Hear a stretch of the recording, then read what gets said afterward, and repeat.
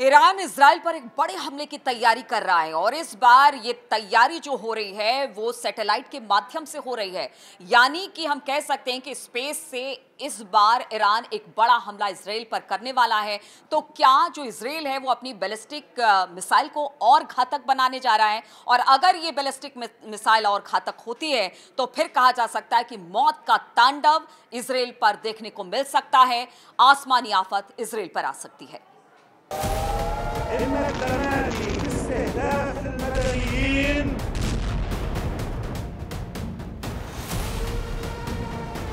Space में पहुंची Khamenei की सैटेलाइट मिसाइल।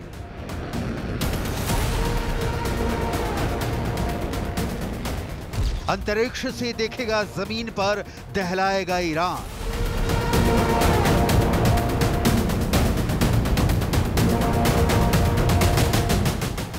आईडीएफ का दक्षिणी लेबनान में 55 रॉकेट धमाका।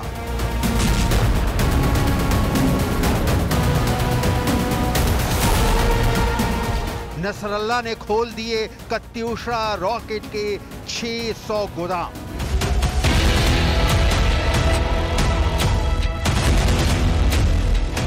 इजराइल अब अनलिमिटेड अंधाधुंध हमले कर रहा है।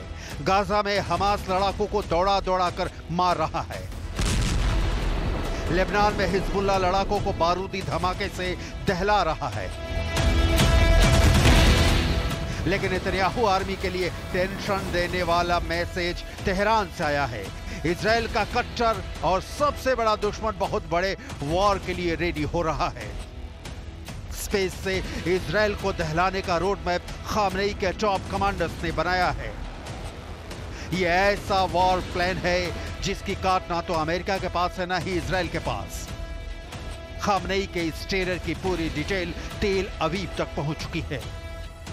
खामनेई की इस ग्रीन फाइल के सीक्रेट्स क्या क्या हैं आपको दिखाएं, उसे देखने के पहले वॉर जोन में मचे बारूदी घमासान की तस्वीरें भी देखते रहिए। यहां मिसाइलों की आंधी और रॉकेटों का तूफान आसमान में दिखाई दे रहा है। पहले इजराइल डिफेंस फोर्स की मार देखिए। यह हमला एक झटके में 55 रॉकेट धमाके का है।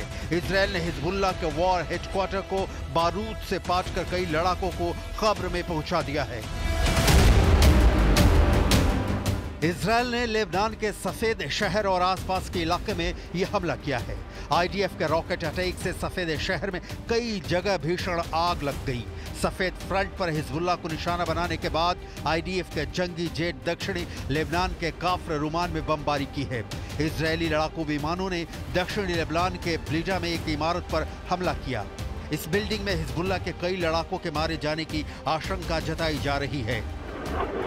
इजराइल के हमले के बाद हिजबुल्लाह ने पलटवार शुरू कर दिया। नसरल्लाह के फाइटर्स ने ये वीडियो जारी कर उत्तरी इजराइल में रॉकेट बरसाने का दावा किया है। हिजबुल्लाह फाइटर्स ने रॉकेट अटैक में इजराइल के तोपखाने के अड्डे को तहस नहस किया है। हिजबुल्लाह का हमला गैलीली सागर के उत्तर पश्चिम में इजरायली तोपखाने के अड्डे पर हुआ। हिजबुल्लाह ने आईडीएफ की इफ्ताह एली फ्लीट में इजरायली सैन्य इकाई को दहलाया है। यहां आईडीएफ की 282वीं आर्टिलरी और प्रिसीजन मिसाइल ब्रिगेड का 20 मुख्यालय है। हमले में कत्यूशा रॉकेट की बौछार कर तोपखाना उड़ाया गया। हालांकि हमले में किसी जवान को कोई नुकसान नहीं पहुंचा है। هدف هذه المعركة منع إسرائيل من الانتصار، منع إسرائيل من القضاء على المقاومة الفلسطينية، منع إسرائيل من القضاء على القضية الفلسطينية المهددة.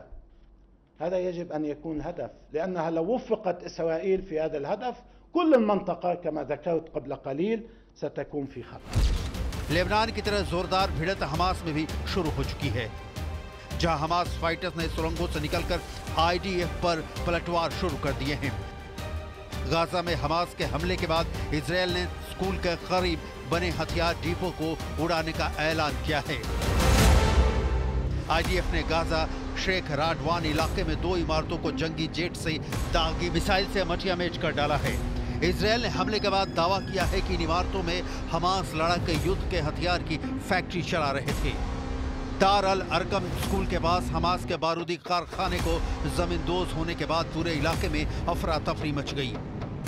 हमास ने अड्डे के बर्बादी पर इजरायल के दावे को झुठलाते हुए इसे नागरिकों पर हमला बताया है, क्योंकि आईडीएफ की मिसाइल स्ट्राइक में 5 लोगों के मारे जाने की जानकारी सामने आई है। गाजा सिटी में हमास के ठिकाने पर हमले के कुछ ही देर बाद इजरायल के अश्कलोन में 2 रॉकेट दागे गए हैं। गाजा पट्टी से दागे गए दोनों रॉकेट में से एक को एयर डिफेंस सिस्टम ने मार गिराया, वहीं दूसरा रॉकेट समंदर में जा गिरा। हिजबुल्लाह और हमास दोनों से अकेले जंग लड़ रहे इजरायल का सबसे बड़ा खतरा अब स्पेस से आने वाला है, जहां ईरान ने पूरी ताकत लगा रखी है। ईरान ने रिवॉल्यूशनरी गार्ड रिसर्च सैटेलाइट को स्पेस में भेज दिया है। आरजीसी का बनाया रॉकेट स्पेस में रिसर्च सैटेलाइट के नाम से भेजा गया है।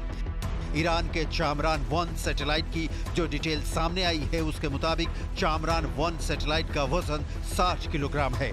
ये अंतरिक्ष में 550 किलोमीटर की कक्षा में सफलतापूर्वक पहुंचा है। चामरान 1 का मिशन स्पेस हार्डवेयर और सॉफ्टवेयर का टेस्ट करना है। स्पेस में ईरान का पावरफुल होने का मतलब इजरायल की मुसीबत है। ईरान ने हाल के दिनों में लगातार 13 सैटेलाइट लॉन्च किए हैं। जनवरी 2024 में ईरान ने 15 दिनों के भीतर 2 सैटेलाइट लॉन्च की थी। ईरान के सेमनान में इमाम खुमैनी स्पेस पोर्ट से यह लॉन्चिंग की गई थी। जिन सैटेलाइट को स्पेस में भेजा गया था उनके नाम मेहदा, केहान 2 और हत्फ 1 बताया गया था।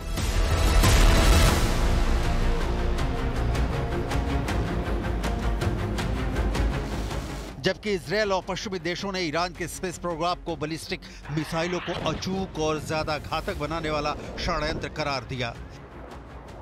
अमेरिका ने ईरान के सैटेलाइट लॉन्चिंग का मुद्दा संयुक्त राष्ट्र सुरक्षा परिषद में भी उठाया, मगर ईरान के बैलिस्टिक मिसाइल प्रोग्राम पर लगा संयुक्त राष्ट्र का बैन अक्टूबर 2023 में खत्म हो गया था। बैन हटने के बाद से ईरान ने अंतरिक्ष में खुद को पावरफुल बनाने का तूफानी मिशन शुरू कर दिया। ईरान के स्पेस वॉर प्लान में चीन खुलकर साथ खड़ा है। ईरान ने खुफिया जानकारी जुटाने को लेकर चीन के साथ एक बड़ी डील बीते अगस्त महीने में की थी। तब वाशिंगटन पोस्ट ने पश्चिमी सुरक्षा अधिकारियों का हवाला देते हुए बताया था कि ईरान ने 2 चीनी सैटेलाइट कंपनियों के साथ रूस से भी बड़ी साझेदारी की है। इस डील में ईरान की इस्लामिक रिवॉल्यूशनरी गार्ड्स को चीनी कंपनियां तकनीकी सहयोग देंगी। IRGC और रिमोट सेंसिंग सैटेलाइट टेक्नोलॉजी को एक्सपर्ट कंपनी के साथ लेन देन होगा। बिग डील का मकसद इजरायल और मिडिल ईस्ट में सैन्य टारगेट्स की हाई रिजोल्यूशन निगरानी है। चीन के साथ ईरान की डील ने अमेरिका, इजरायल के साथ यूरोप की धुकधुकी बढ़ा दी है।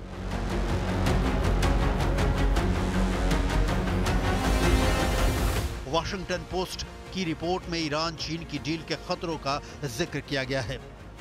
रिपोर्ट में चेतावनी दी गई है कि समझौते के जरिए ईरान को अपनी बैलिस्टिक मिसाइल को टारगेट तक सटीक तरीके से पहुंचाने में मदद मिलेगी। साथ ही ईरान अपने ऊपर हुए मिसाइल हमलों को लेकर भी अलर्ट रहेगा। इसके अलावा ईरान अपने क्षेत्रीय सहयोगियों जैसे यमन के हूथी विद्रोहियों और सीरिया और इराक में विभिन्न संगठनों के साथ सैटेलाइट से मिले खुफिया जानकारी साझा करेगा, जो अमेरिका के सैन्य ठिकानों और कारोबारी जहाजों के लिए बर्बादी का सबब बनेगा। अमेरिका अपने किसी भी नागरिक की मौत का बदला कैसे लेता है, इसके गवाह एक दो नहीं कई मुल्क हैं।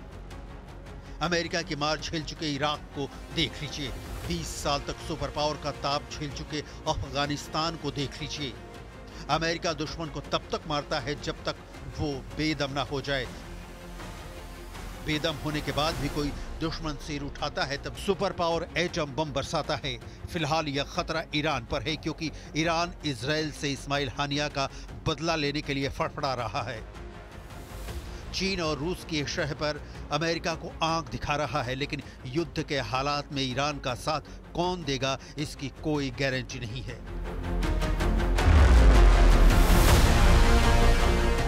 चीन ने ईरान को अपने सस्ते और काम चलाऊ हथियारों की सप्लाई के सिवाय कभी साथ नहीं दिया है। वहीं अमेरिका इजरायल को हर तरह से मदद पहुंचाता है। हमास पर बरस रही मिसाइलें हों, हिजबुल्लाह के अड्डे पर फट रहे रॉकेट हों, या फिर हूथी विद्रोहियों को दहला रहे जंगी जेट, ये सभी हथियार मेड इन अमेरिका हैं। स्पेस में भी अमेरिका ही सुपर पावर है, जिसकी अपनी स्पेस आर्मी है। अमेरिकी सैटेलाइट भी दुनिया में बेजोड़ माने जाते हैं।